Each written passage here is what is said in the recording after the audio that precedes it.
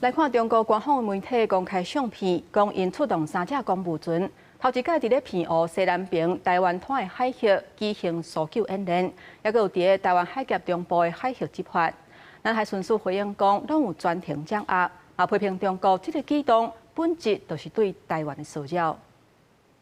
中共对台湾破涉地带侵略一直升级。中共官方媒体中新社找到放置几多张无人机空拍相片，讲福建海事局联合中国交通运输部东海救助局出动3台公务船，第一遍伫偏湖西南边的台湾滩海峡进行搜救应急演练，也讲会伫咧台湾海峡的中部海峡进行专项执法。南海巡署讲拢有掌握，又再用鱼目混珠的不实言辞，混淆海域位置。 企图对我国进行灰色地带侵扰跟认知作战，都是中共他企图在第一岛链以西，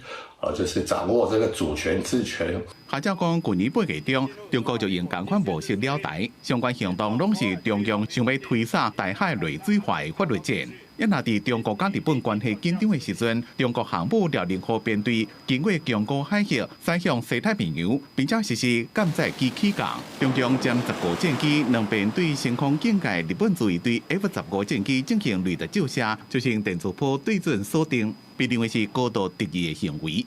今回のレーダー照射は航空機の安全な飛行に必要な範囲を超える危険な行為であります。 このような事案が発生したことは極めて遺憾であり、中国側には強く抗議し、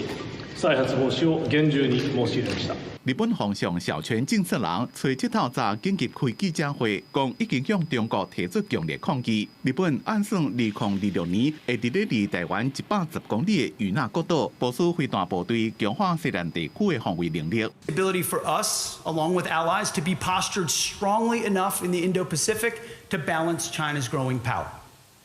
This means ensuring none of our allies are vulnerable to sustained, successful military aggression. This is what we mean by deterrence in the Indo-Pacific. 另外，美国国防部长赫格塞斯是强调，美国无想要改变台湾现主席的状况，但是美国伫咧印太地区的利益正重大，会继续用实力，唔是用对抗来协助中国，确保区域的和平稳定。记者综合报道。